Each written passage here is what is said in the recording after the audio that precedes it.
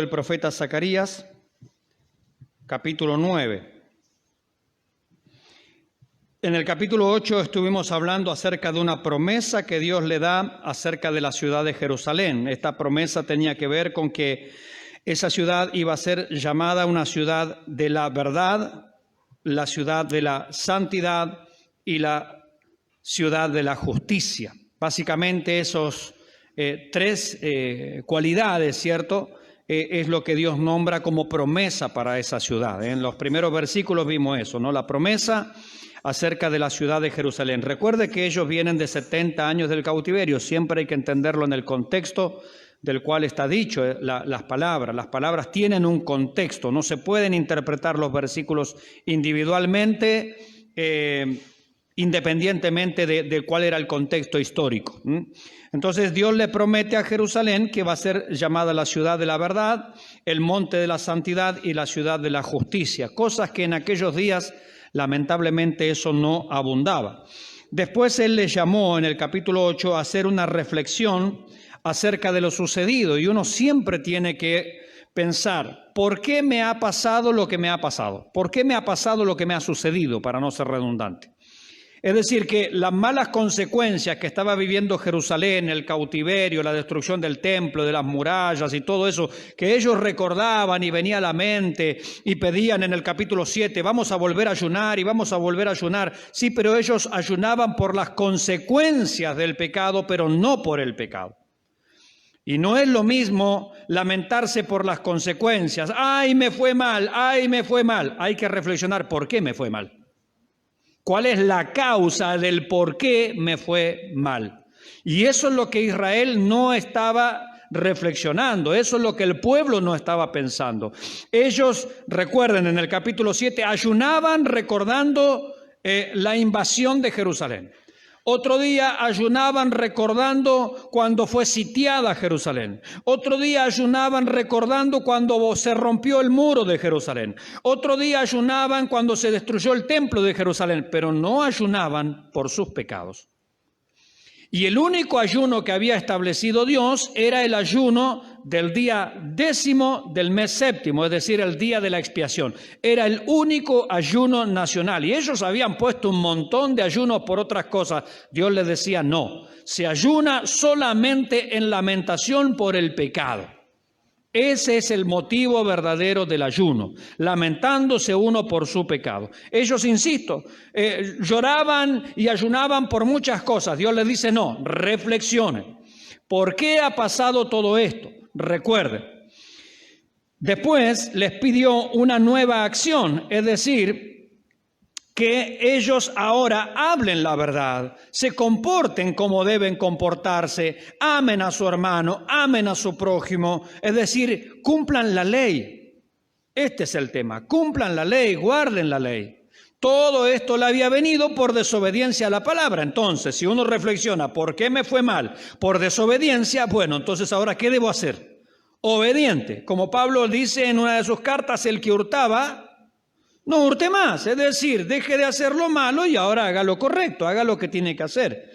Y por último, le da un anticipo acerca de lo glorioso que va a ser esa ciudad en relación a las naciones. Ahora era, digamos, el hazmerreír, las naciones se burlaban de Jerusalén. ¿Dónde está el Dios de ellos? No los guardó, no los cuidó, no tienen templo, no era que Jehová era Dios. ¿Qué pasó con todo eso? Quedó en la ruina, quedó en la nada.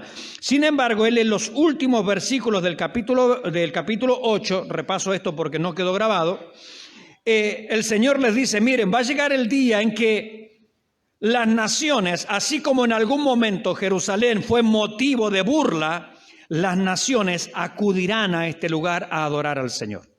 Y nos dice allí que vendrán los habitantes de una ciudad a otra y dirán, vamos a implorar el favor de Jehová y a buscar a Jehová de los ejércitos. Yo también iré. Y vendrán muchos pueblos y fuertes naciones a buscar a Jehová de los ejércitos en Jerusalén y a implorar el favor de Jehová. Así ha dicho Jehová de los ejércitos, en aquellos días acontecerá, escuche, que 10 hombres de las naciones de toda lengua tomarán del manto de un judío diciendo, iremos con vosotros porque hemos oído que Dios está con vosotros. Gloria a Dios. ¿Quién quería ir a Jerusalén en esos días? Nadie, era el hazmerreír. Pero Dios les anticipa un futuro glorioso. Porque, mis hermanos, siempre hay un futuro glorioso para aquellos que se vuelven al Señor. Siempre. No escuché ningún amén. Siempre hay un futuro glorioso para aquellos que se vuelven al Señor. Amén. Hay un futuro glorioso. Y aún para esa ciudad había un futuro glorioso, y ese futuro todavía para nosotros está por llegar, está por verse. Entonces pasamos al capítulo 9. Y en este capítulo 9 comienza, ¿cierto?, con una frase bien particular, ¿no? Dice: la profecía de la palabra de Jehová. Literalmente, esta palabra dice en realidad la carga de la palabra de Jehová, la carga. El texto hebreo no dice la profecía, dice la carga, es decir, algo que está en el corazón que pesa, que duele, que hiere, como cuando uno dice: tengo una carga por cierta familia. ¿Le ha pasado a usted eso? Tengo una carga por cierto hermano, tengo una carga, es decir, hay un peso en el corazón. Literalmente el texto hebreo comienza diciendo la carga de la palabra de Jehová, y ahora va a continuar el resto, ¿no? Y este pasaje, el capítulo 9, que es cortito, son 17 versículos, básicamente se divide en dos. La primera parte es el conquistador humano. La segunda parte es el conquistador divino. Y nos va a hacer un contraste de las conquistas. La primera conquista va a ser, es una profecía acerca del futuro. Cuando se da esta profecía, más o menos 150 años después se cumple esta palabra. Es decir, se cumple como toda la palabra de Dios al pie de la letra. ¿Cuántos dicen amén? La palabra de Dios se va a cumplir y no hay nadie que lo pueda impedir, mis hermanos. Entonces, en la primera parte, versículos 1 al 8, nos va a hablar de un formidable guerrero, de un formidable conquistador que se iba a levantar, que todavía no estaba en pie, que se conoce en la historia como Alejandro el Grande, Alejandro Magno, ¿sí? Recuerde que ellos están bajo el dominio de los medos y los persas, pero sabemos por la historia que los medos y persas fueron vencidos por los griegos, liderados por Alejandro Magno. Después de Alejandro Magno, él muere muy joven, a la edad de 33 años, la edad del Señor aproximadamente. A los 33 años, la gran diferencia, decía un autor, es que nuestro Señor murió dando su vida por el pecado. Sin embargo, Alejandro Magno murió luego de una orgía y murió en el pecado. Una borrachera de aquellas impresionante que lo llevó a los 33 años a la muerte. Sin embargo, nuestro Señor, por amor, en santidad, en entrega, a esa edad aproximadamente murió por nuestros pecados. Gloria al nombre del Señor. Qué contraste de conquistadores, ¿no? Uno va a conquistar mediante la fuerza, mediante el poderío humano. Otro va a conquistar, vamos a ver bajo qué métodos, ¿no? No me quiero anticipar. Entonces, este primer conquistador nos va a hablar de Alejandro Magno. Versículos 1 al 8, mis queridos hermanos. Dice: la profecía de la palabra de Jehová está contra. ¿Se da cuenta eso? Es decir, es un pesar, porque ya dijimos que el texto hebreo no dice la profecía, sino que habla de la carga, el dolor, el peso interno que hay contra, es por estas ciudades, ¿no? La ciudad de Adrac y la ciudad de Damasco, porque... y sobre Damasco dice: porque a Jehová deben mirar los ojos de los hombres y de todas las tribus de Israel. ¿Qué está diciendo? Está diciendo que esta invasión venidera que va a llegar sobre la tierra de Israel va a venir justamente desde el norte. Hermanos, en la Biblia el norte, en relación a la tierra de Israel, es un lugar muchas veces mencionado. Ya nos había mencionado en profecías anteriores que el Espíritu de Dios había reposado en la parte norte, ya una serie de profecías que nos llevan hacia el futuro, ¿no? Es decir, el norte es muchas veces mencionado allí en las profecías bíblicas, ¿no? Las profecías que tienen que ver con Israel. Y en este caso nos dice que hay un ejército que va a venir, que va a invadir toda esa tierra. Y va a venir desde el norte, desde Adrak, es una ciudad al norte, sobre Damasco, también esa es la capital de Siria, está al norte de Israel. Dice, porque a Jehová deben mirar los hombres y todas las tribus de Israel. ¿Qué es lo que está queriendo decir? Ellos están bajo el dominio de los medos y de los persas. Ellos, aunque va a venir un ejército que va a vencer a los medos y los persas, no debe estar su confianza en ellos. No deben poner sus ojos en las potencias humanas. Aunque ellos están dominados por los medos y persas y va a venir otro ejército que va a aplastar a los medos y los persas, no pongan su confianza en ellos. ¿Qué está diciendo y anticipándose Zacarías? No confiemos en el hombre. Como en algún momento también se habló de no confiar en Egipto.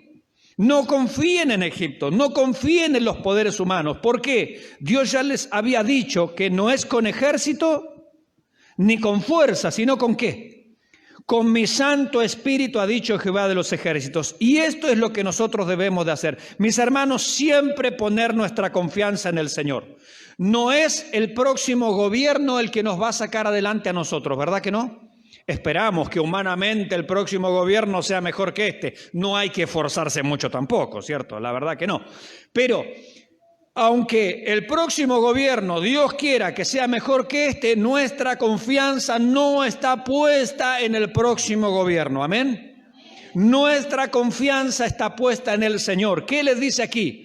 Todas las naciones, todos los reinos que estaban bajo los medos y los persas, no miren al próximo gobierno, no miren al próximo imperio, porque son impíos como este. Alejandro Magno va a morir ebrio, va a morir una muerte terrible, mis hermanos. Va a morir en la impiedad, al igual que todos los poderes humanos, porque los reinos del Señor, ¿de quién han venido a ser?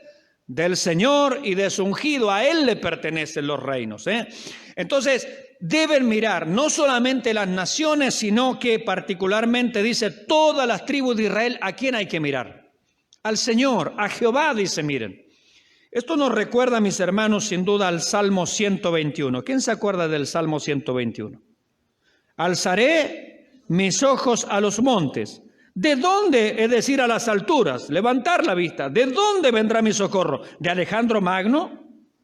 ¿Después que va a venir el Imperio Romano?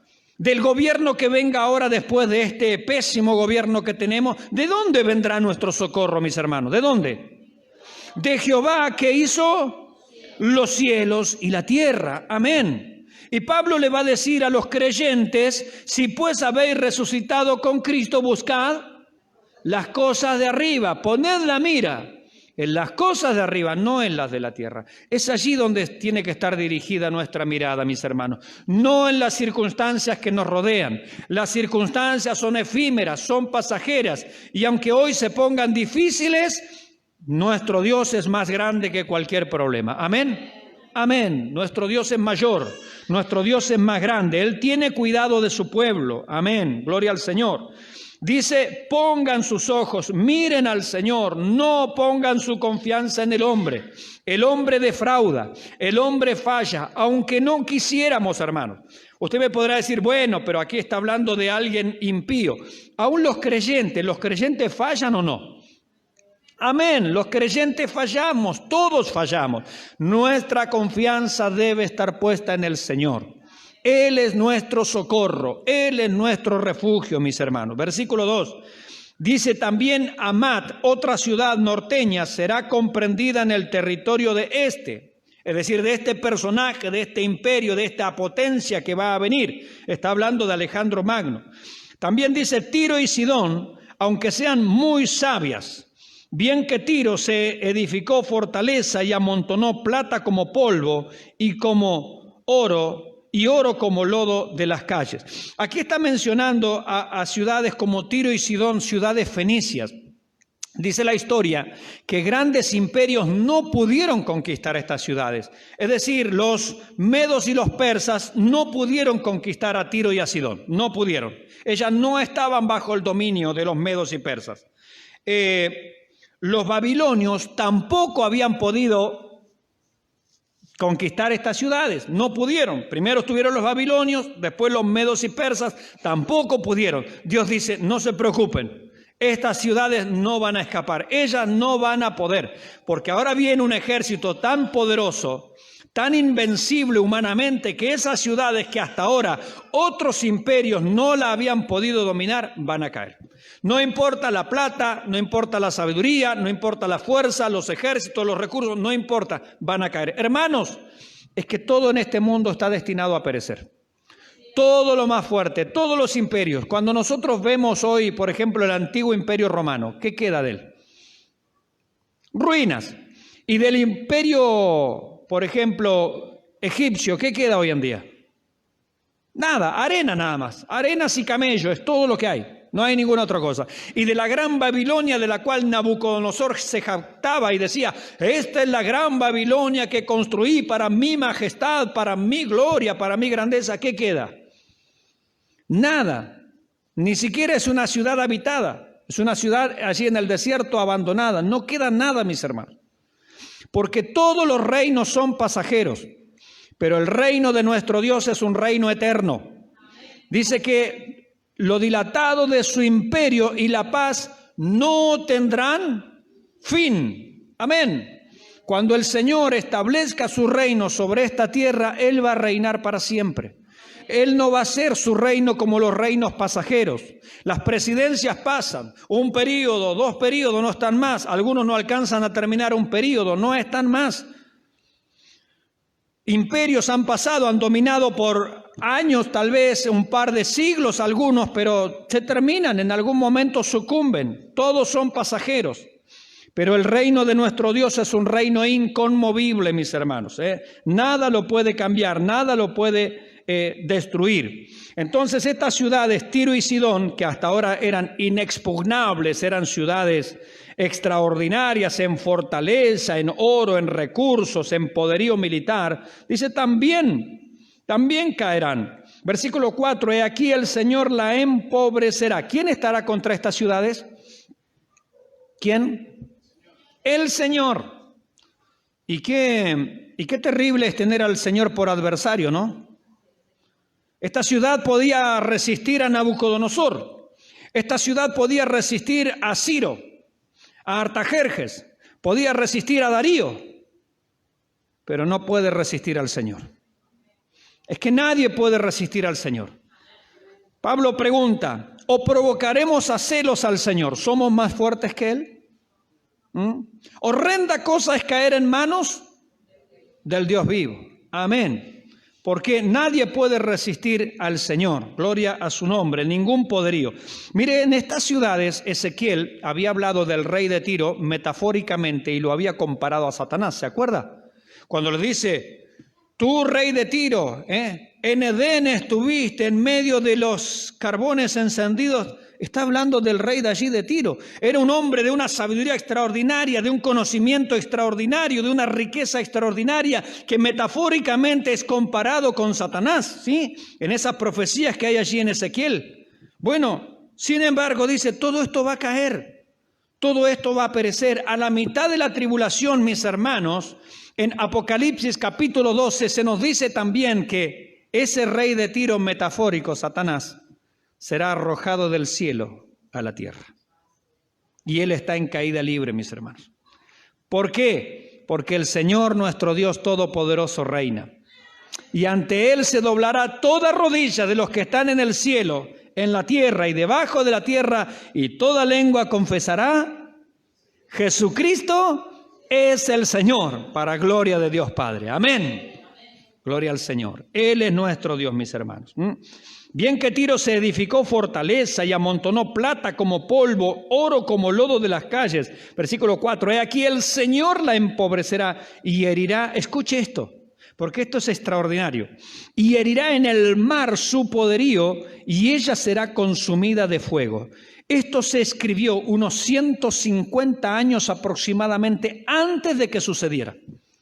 Por eso algunos incrédulos, incluso algunos comentaristas incrédulos dicen, no, esto en realidad se escribió después que sucedió, porque no quieren dar crédito a la palabra del Señor. ¿Saben cómo fue destruida esta ciudad de Tiro? Cuando vienen, esto es historia, cuando viene el ejército allí de Alejandro y llegan a esta ciudad, ¿qué hicieron ellos, los de Tiro?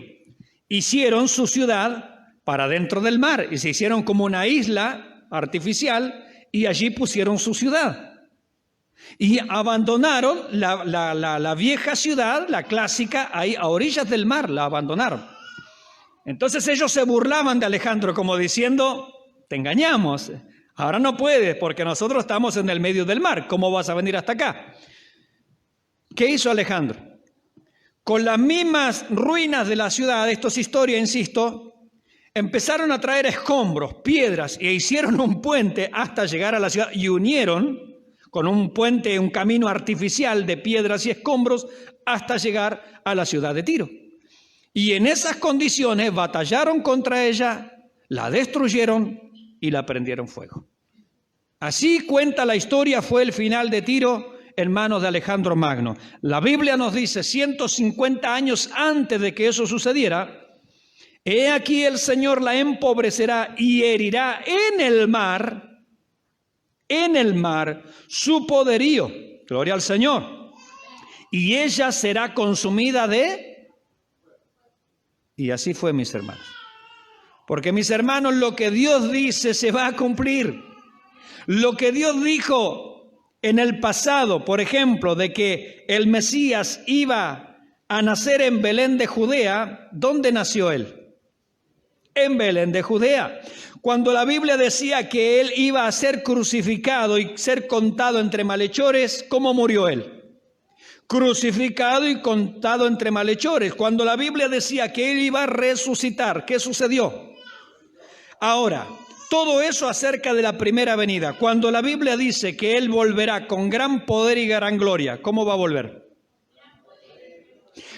Nuestra hermana Marisol anoche decía, cuando la Biblia dice que los muertos en Cristo resucitarán primero, ¿qué va a suceder? Los muertos en Cristo resucitarán primero. Lo que Dios dijo en el pasado se cumplió al pie de la letra. Lo que Dios dice del futuro, ¿cómo se cumplirá? Al pie de la letra.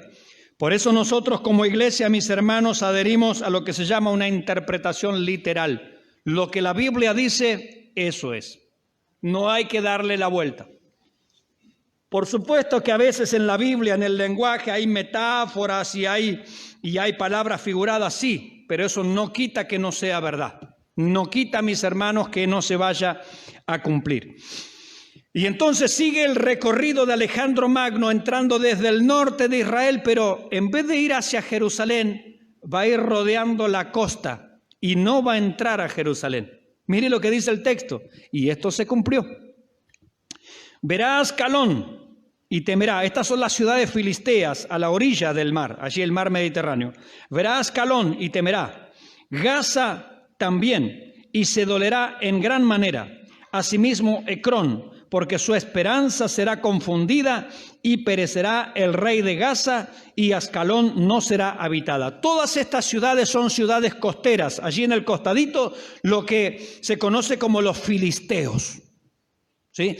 David y los israelitas siempre tuvieron problemas con los costeros allí, con los filisteos. Y todas estas ciudades que está mencionando son ciudades filisteas. ¿Qué está diciendo? No van a ser habitadas, no van a tener más rey. ¿Usted conoce al rey de los filisteos? ¿Cómo se llama hoy en día? ¿Cómo se llama? No hay. No hay, mis hermanos.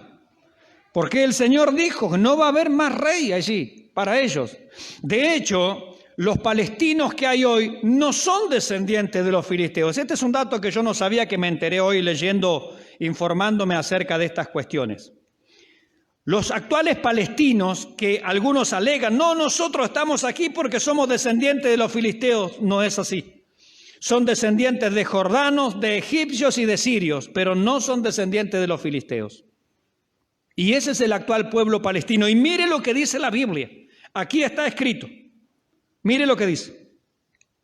Ascalón, esta ciudad filistea, no será habitada. Versículo 6. Habitará en Asdod, otra ciudad filistea. ¿Quién? Un extranjero. ¿Sabe lo que hizo Alejandro Magno? Que era algo común en aquellos días. Cuando ellos conquistaban un territorio, por lo general aniquilaban la gente de ese territorio y traían habitantes de otro lugar y los instalaban a vivir allí. Por eso dice allí extranjero. Es decir, va a traer otras personas, así como las tribus del norte de Israel en algún momento, cuando vinieron los asirios, los tomaron cautivos y se los llevaron a otro lugar. Asimismo hizo Alejandro Magno con estas ciudades costeras de los filisteos. Los aniquiló y ¿qué trajo? Otra gente a vivir allí. Eso fue lo que sucedió. Un extranjero dice, y pondré fin a la soberbia de los filisteos. Mire, los filisteos no fueron completamente subyugados por David ni por ningún rey de Israel, sino que fue el Señor mismo. El Señor dice, pondré fin a la soberbia de los filisteos. Versículo 7. Quitaré la sangre de su boca y sus abominaciones de entre sus dientes. ¿Qué quiere decir esto? Bueno, ellos tenían rituales idolátricos donde bebían sangre y donde comían después de esos rituales. Y para las leyes judías esto era abominación, ¿cierto? No se podía consumir sangre ni nada de eso. Sin embargo, los filisteos tenían estas prácticas realmente horribles. Ahora, mire el detalle interesante que hay aquí y dígame si no está la gracia de Dios presente. Cuando yo leí este pasaje dije, aquí está la gracia de Dios en los juicios. Quitaré la sangre de su boca y sus abominaciones de entre sus dientes, es decir, no van a tener más esos sacrificios. Escuche, y quedará también un remanente de filisteos, ¿para quién? Para nuestro Dios. ¿Escuchó eso? Y quedará un remanente, está hablando de los filisteos, para nuestro Dios, y serán como capitanes ¿en dónde?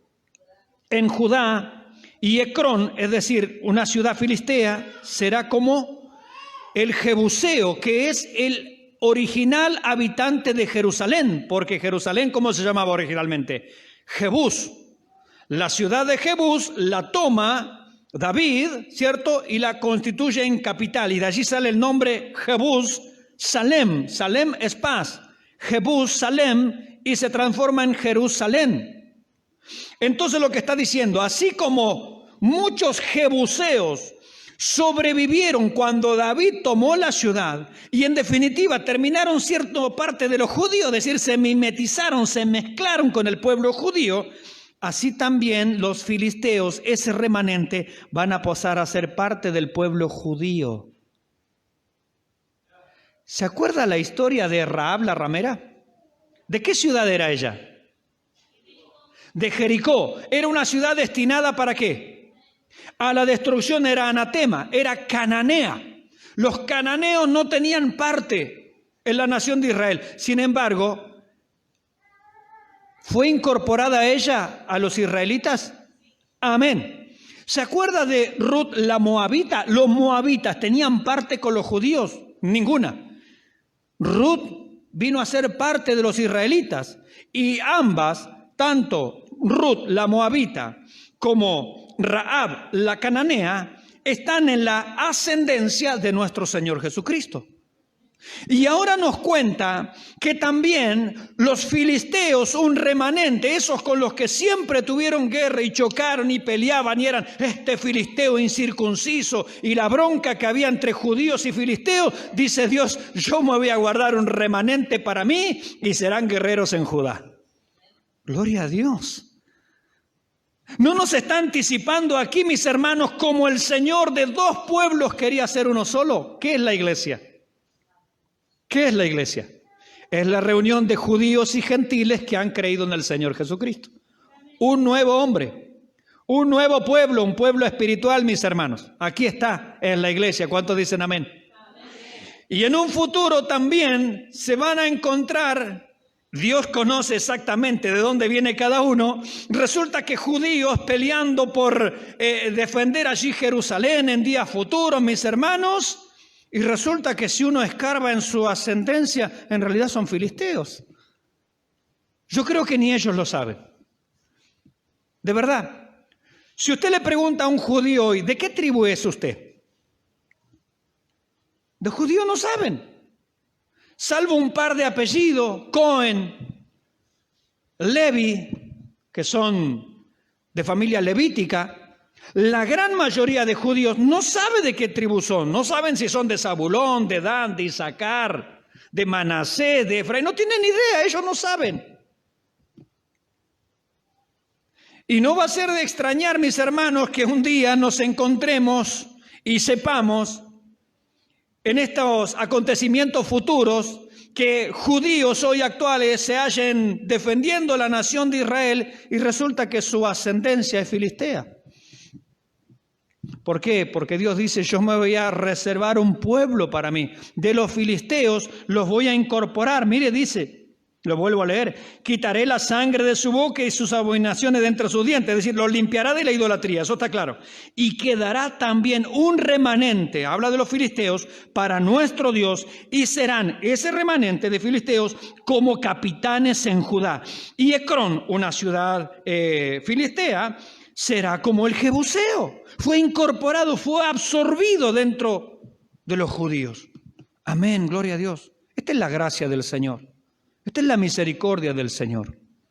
Qué bueno es nuestro Dios, ¿no? Pasaje que normalmente uno los pasa por alto. Mire qué más dice, versículo 8. Entonces acamparé alrededor de mi casa. ¿Qué dice Dios?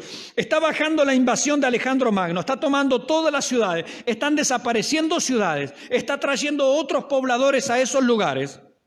Pero sin embargo, ¿qué dice?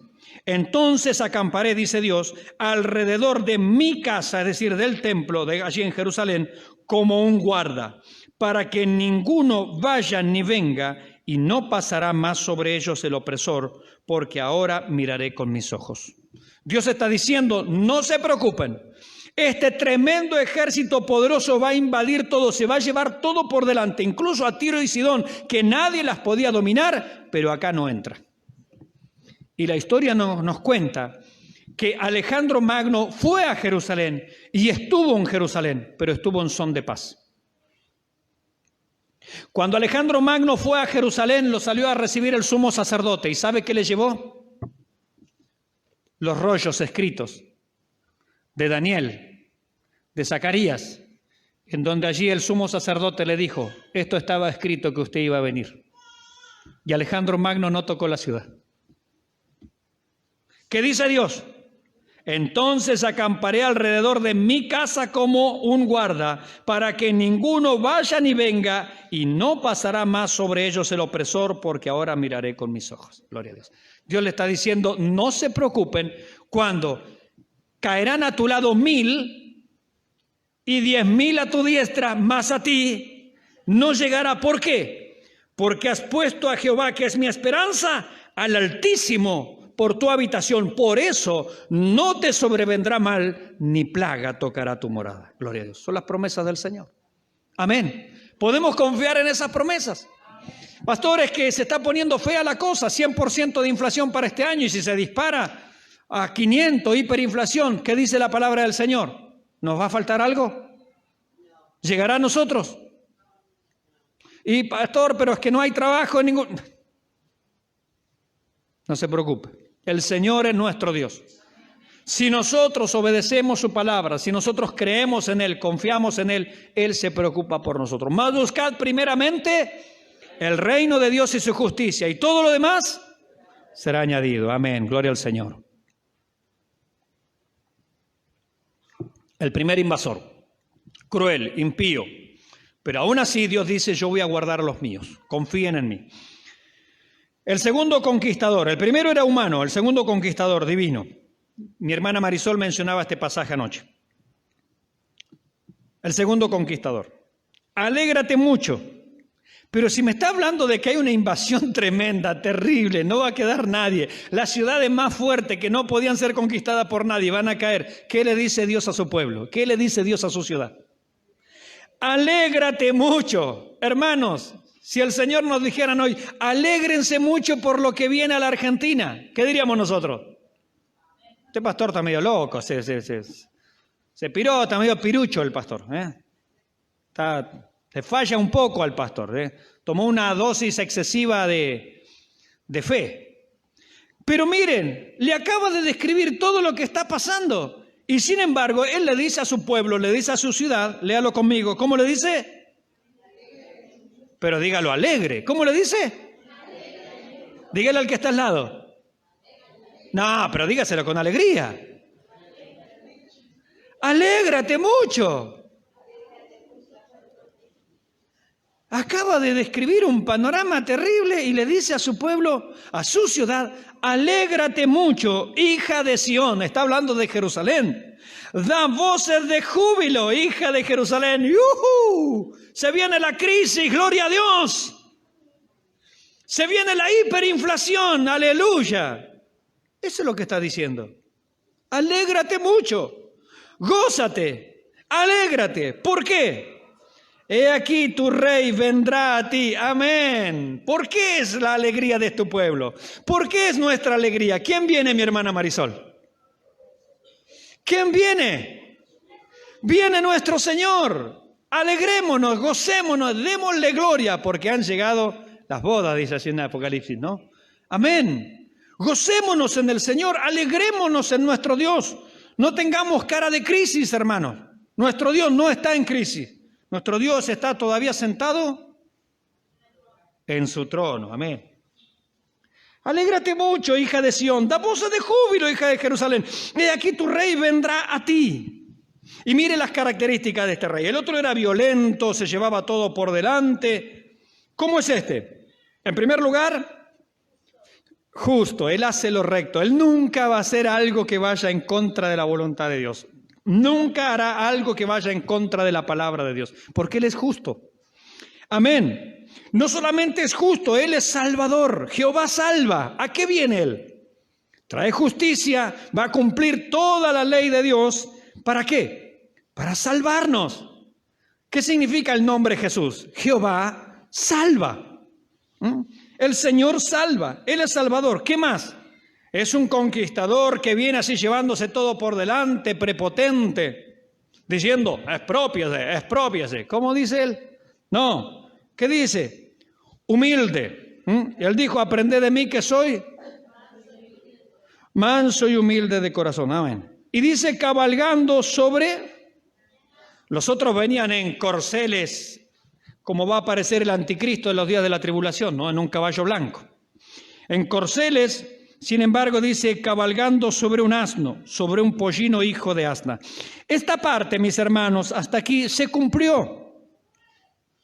Anoche mi hermana Marisol lo mencionaba, se cumplió en esa falsa entrada triunfal. Por eso cuando mi hermana dijo anoche en la predicación, ¿es esta la entrada triunfal? No, aunque el título ahí mal puesto diga entrada triunfal, no es una entrada triunfal. Decía un autor, esta es la salida triunfal, no la entrada. ¿Por qué? Porque él fue rechazado.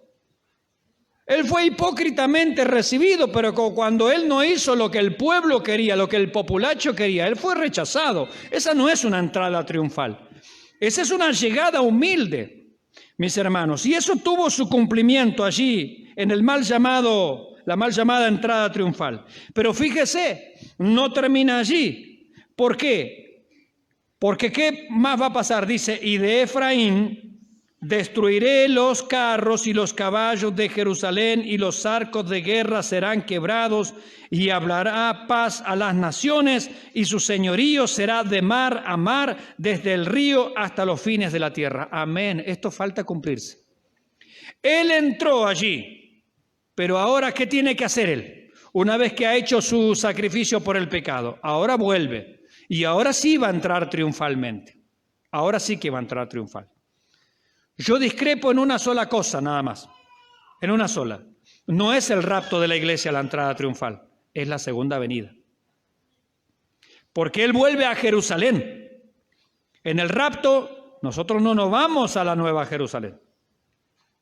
Él vuelve a Jerusalén, Zacarías capítulo 14, y sus pies se posan sobre el monte de los olivos. Ahí va a volver. Y eso es el final de la tribulación, no el principio. Entonces allí se produce la verdadera entrada triunfal con gran poder y gran gloria, mis hermanos. Entonces allí dice, Él destruirá en su segunda venida, de eso nos está hablando, los carros, los caballos que estén allí en Jerusalén, es decir, todo el armamento actual de guerra, los arcos de guerra serán quebrados y hablará paz a las naciones. ¿Qué dijo el Señor? que cuando Él venga se sentará en su trono de gloria y serán reunidas delante de Él todas las naciones y apartará las unas a la derecha, las otras a la izquierda. Juicio de las naciones. ¿El que dice aquí? Hablará paz a las naciones, son los días finales de la tribulación. Y su señorío, su reino será de mar, quiere decir en todo el globo, en todo el mundo. De un extremo al otro es lo que quiere decir. El Señor va a gobernar, va a dominar. Como cantábamos hace poco, en la tierra habrá conocimiento de la gloria del Señor como las aguas cubren el mar. Él dominará, mis hermanos, Él gobernará. Dice, y tú también por la sangre de tu pacto serás salva. ¿Cómo serán salvos? Por la sangre del pacto. Y cuando Él dio su vida, que dice, esta copa es el nuevo pacto en mi sangre. ¿De qué manera somos salvos, mis hermanos? Por la sangre de ese pacto. Amén, gloria a Dios. Volveos a la fortaleza, oh prisioneros de esperanza. Son palabras, cierto, que tienen una especial aplicación para los días de la tribulación. Hoy también os anuncio que os restauraré el doble. Así como le sucedió a Job, que lo perdió todo, pero cuando Dios lo restauró, le dio exactamente el doble de lo que había perdido. Porque he entesado para mí a Judá como arco, e hice a Efraín su flecha, y despertaré a tus hijos, oh Sión, y eso es lo que Dios va a hacer, va a despertar a su pueblo, va a despertar al remanente. Ezequiel 37, Él va a dar vida nuevamente a esta nación adormecida. Oh Grecia, dice, y te pondré como espada de valiente, y Jehová será visto sobre ellos, es decir, el Señor va a estar peleando con ellos, con su pueblo Israel, y su dardo saldrá como relámpago, y Jehová el Señor tocará trompeta, e irá entre torbellinos del austro, es decir, del sur. Jehová de los ejércitos los amparará, y ellos devorarán y hollarán las piedras de la honda, y beberán y harán estrépito como tomados de vino, y se llenarán como tazón o como cuernos del altar, y los salvará en aquel día Jehová su Dios como rebaño de su pueblo, porque como piedras de diadema serán enaltecidos en su tierra, porque cuánta es su bondad y cuánta su hermosura. El trigo alegrará a los jóvenes y el vino a las doncellas. Nos remonta a los días finales de la tribulación, batalla de Armagedón, en donde el pueblo se vea rodeado y angustiado, pero ¿quién será visto sobre su pueblo? El Señor. Él resplandecerá sobre su pueblo, Él peleará con ellos. Lo va a decir después específicamente en el capítulo 14, mis hermanos. Gloria al Señor. Mire, me anticipo nada más para que vea que más adelante Él se va a explayar en esto. Capítulo 14 de Zacarías. He aquí el día de Jehová viene. ¿Se da cuenta? No está hablando del rapto, está hablando del final de la tribulación, la segunda venida. He aquí el día de Jehová viene, y en medio de ti serán repartidos tus despojos, porque yo reuniré ¿a quién? A todas las naciones para combatir ¿contra quién? Contra Jerusalén, y la ciudad será tomada, y serán saqueadas las casas y violadas las mujeres, y la mitad de la ciudad irá y acá les habló de cautiverio, de gente que estaba prisionera, pero prisioneros con esperanza, les dice, gloria al Señor. Mas el resto del pueblo no será cortado de la ciudad. Escuche, versículo 3. Después saldrá ¿quién? El Señor mismo, dice, será visto de su pueblo en el capítulo 9. Después saldrá Jehová y peleará contra aquellas naciones como peleó en el día de la batalla, y se afirmarán sus pies en aquel día sobre ¿qué monte? De los Olivos, que está enfrente de ¿qué ciudad? Jerusalén, al oriente. Y el monte de los Olivos se partirá por en medio hacia el oriente y hacia el occidente. Gloria al nombre del Señor. Qué tremendo, ese es nuestro Dios. Tal es su poder, tal es su indignación, mis hermanos, cuando su pueblo está en aprietos y en apuros, y su pueblo clama a Él y se vuelve a Él, Él viene a socorrerlos. Si Él hace esto con Israel, y lo hará con Israel una vez más, mis hermanos, en los días finales, ¿no lo hará hoy con nosotros? Si clamamos a Él en nuestra angustia, ¿no oirá Él? ¿No escuchará nuestro clamor? ¿Se tardará Él en respondernos? No, dice el Señor, os aseguro que pronto les hará justicia.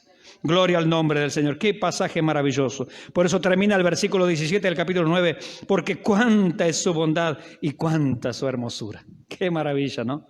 ¿Es bueno Él? ¿Es hermoso Él? Amén. Es bueno y es hermoso. Le damos gracias al Señor por su palabra.